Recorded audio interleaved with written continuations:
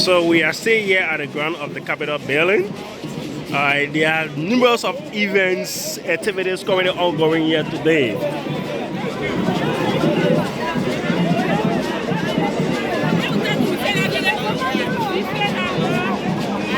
So we are seeing a banner, CDC and the group of young people are here. Hello and welcome to the Liberia TV Network. Can you kindly speak to us? So, hello and welcome to the Liberia TV Network. Well, thank you. Your name, please? My name is Avin Wise. Oh, yeah, Avin Wise. So he is Avin Wise. We also have other media institutions that are outlaying with us. You are here in numbers and with a banner. Can you kindly tell the media why are you actually here? Well, we are here under the banner of the Revolutionary National Youth League of the Democratic Coalition for Democratic Change. So, today, as you are been told, that the elections about who becomes the next speaker of the 55th National Legislature is taking place. And from the angle of the Democratic Coalition for Democratic Change, so we have declared support to the speakership of Comrade Fonati Kofa. As a matter of fact, the CDC in 2018 produced the speaker. In 2023, we went to an electoral process. Now in 2024, we are about to produce another speaker. So our presence here is to validate our support and to provide moral and political guidance to the process and to prevent Mr. Bwaka from claiming to want to claim a government that will be an imperial government through an imperial presidency. We want to balance the power, where we check the balances. And that the speaker position should not be interfered or manipulated by catch. Well, I dish out catch. Thousands of dollars, but you cannot have a will. But this is not a Bwaka's republic. This is the Republic of Liberia. So we are waiting the celebration. We are waiting the arrival of Honorable Fonati Kofa, the next speaker, who been endorsed, supported by all of our lawmakers. And we instructed our lawmakers, all citizen lawmakers, and solidarity lawmakers, including the independent ones, through the banner of the Revolutionary National Youth League of the Democratic Coalition for Democratic Change. So, they instructed to vote. To vote for Fonati Kofa to preside over the 55th National Legislature. You've been one of the assistant minister at agriculture and also one of the key hierarchies within Liberian politics. Let's assume if the speakership election goes the other way, what could be the outcome from that? It's not going the other way. If it does go the other way, Bwaka will be going the other way. No speaker election going the other way. We are no. What is happening in that place? Is just formality. It's a don't do. When you say don't do, on which angle? It is the Kongs or the Kofa angle? Politics, democracy, it has to do with numbers. It's a majority and number game. We have the numbers. So, Mr. Whisler, you confessed that you didn't win the election. I'm not hearing you. Are you sure that you will really win the speakership? Your colleague asked me that question, and I gave a resounding yes. If this process, where the process, the first thing, the guard, the United Party brought to the process of weekly. It's a best match. When you say weakling, there's an individual who's schooled in the US and he has numerous of credentials to actually authenticate, and he's one of the key rivals to Honorable Kofa. So how can you actually reconcile such? Who is a novice? Not only nervous, but this man lacks every leadership material and intellectual ability. He's bereft of the leadership of the speakership. There is also a claim, an accusation against your candidate that he was once upon a time a U.S. convict. So what do you love to say about that? It is a concocted, purported, fabricated, and concatenated lies. This man was deputy speaker. He now questioned his nationality. When that man presided over the legislature as deputy speaker 6 years ago, nobody asked him of the nationality. But the National Electoral Commission qualified this man to contest. You did not question his nationality. How can that man be speaker? Look, we said to Baka, we'll clip the wings of Baka. The speakership will not be at the whims and caprices of the controversial president-elect who lacks the democratic legitimate power and paraded with 1%.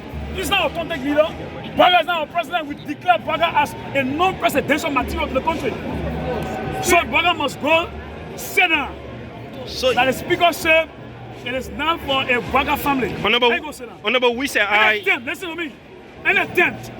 Baka will be attempted on the inaugural process. When you say attempted, what do you mean? Bro, go interpret that for yourself. People are listening who are probably not. Any attempt on the speakership, Baka will be tempted. So, Mr. Wisa, you are saying that President-elect Baka is not a presidential material. From which background? Come from? Baka? Yeah. Baka won less than 1%. So that does not suggest popular will in terms of democratic legitimacy. When we won election in this country in 2017, we won 14 counties. Out of 15, we won 61% of the total vote. So what happened? Well, Baka is a compromise president. But what happened? President-elect. What happened in 2023? So in 2023, we saying to you that does not constitute that does not constitute of a legitimate vote. So you want 63%? And so there was a process being manipulated. Yesterday, there was a statement from the... I've been informed that every command has brought some men over there. These are the men. Caesar Maza. Yeah, Caesar Maza. Where is Caesar Maza? Yeah, these the guys in the flag that Caesar Maza. Those are the 12. From there. We are currently here at the House of Senate and Representative. According to Assistant Minister Minister Wisa said, it's alleged that Honorable Abi Kumar has brought some people here. They are called Ziza Mansa to actually disrupt the process. But keep following the Liberia TV network. There are numerous of activities currently ongoing at the House of Senate and the House of Representatives here today.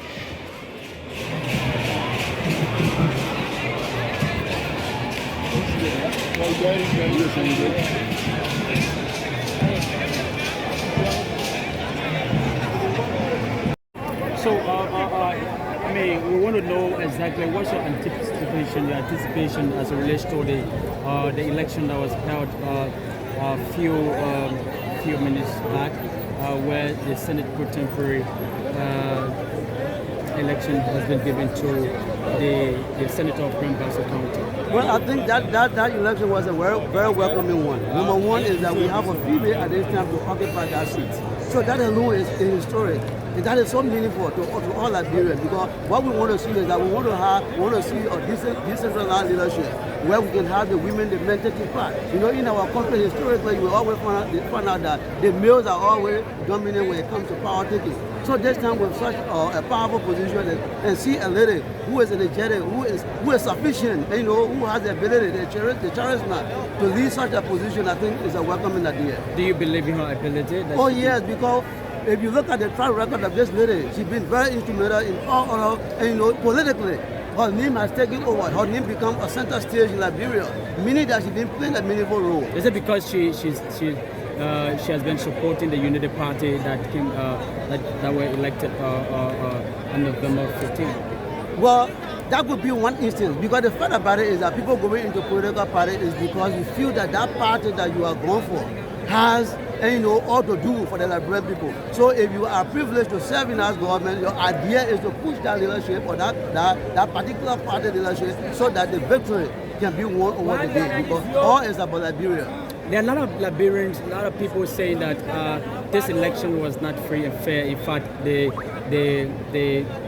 elected government dished out 40,000 each. How do you see that the speculation? Well, let me tell you exactly what is happening. If you look at the election itself, this election that was just held, it is the most credible and participatory election, election that was ever held. Because even where people back then, nobody would easily get to understand how the process was going. But this time, people were sitting at home and they were following up, every event that was taking place. And people have to understand, even when it comes to the number analyzation, people analyze the number. That has not been done in this country before. The speculations are there. People said that 40K was dished out to each of those lawmakers that were elected to elect New American lawyers. Well, I can't speak to that because I'm not aware. I'm not part of the process.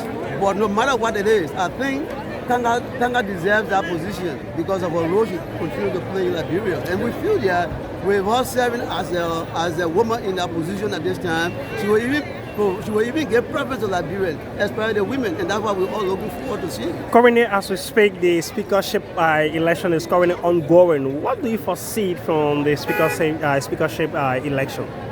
Well, let me say this to you. I'm a human rights actor, and I think had it not been because people feel, or that one speculation is that if this party do fulfill, allow maybe the speakership to go, there will be some foul play. But by right, if this government that is just taking into place, then we need to be a balanced government. It means that really we must have a speaker going to the other end and the protocol going to the other end, so that we can have a balanced leadership. Even if the person is not qualified in the competence? Well, no, this is where we are now. So because we will say that other people are not qualified, then equally so we must also look for the qualified, because we want people who are certified in record, who are free of of corruption and all of this stuff and so forth. So at this time, at this juncture, the reason why you will see that people will be praising that the speaker comes from the angle where it should be coming from now is because of the imbalanced leadership that the people have over the years. They feel that if the speaker will now be given to the citizens, it means that the government easily could be trampled down, maybe could not be given the population to work. So since it is not a government that coming into play, I will also welcome the fact that they must be given the position so that we all can now sit and watch to see whether this government, which is headed by the UP-led government, can do or adjust or service in this country. You've been a human rights activist or human rights actor, and it means that you understand a lot a bit, and you have been following some international activities. Yeah. What would you love to say about a recent document that came out that Honorable Cohn was once convicted in the U.S.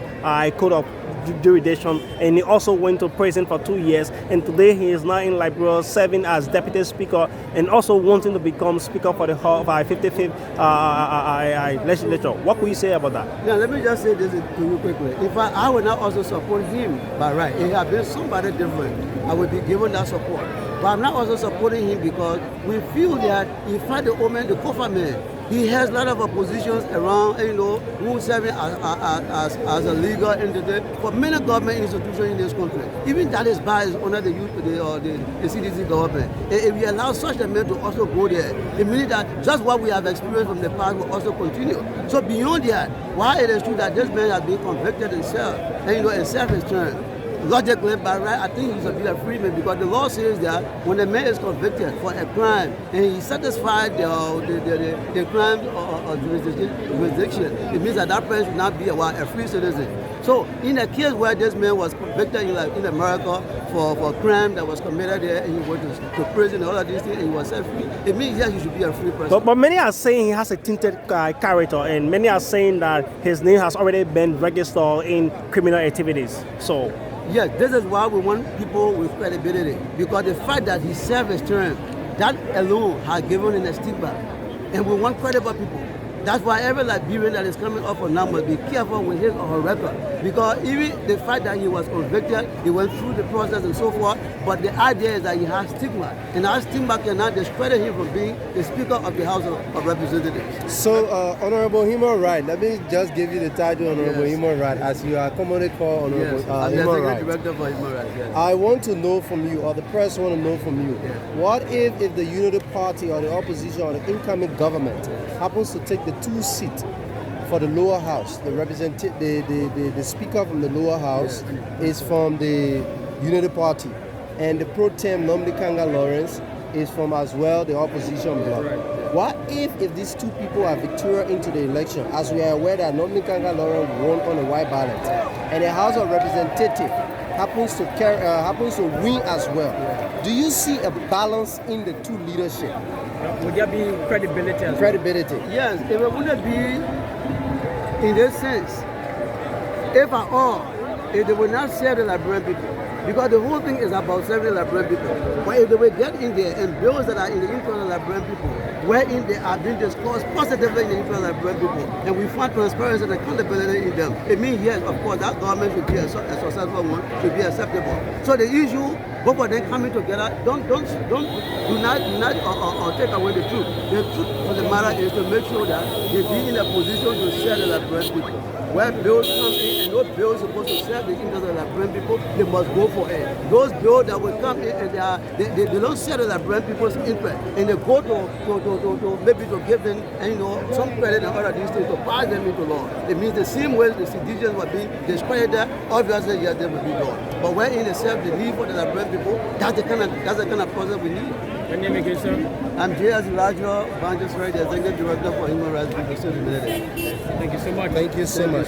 Thank you very much. So here's one of the human rights activists providing his thoughts about current activities that are currently ongoing at the Capitol building. So we are still here at the Capitol building. So there are a lot of activities currently unfolding here.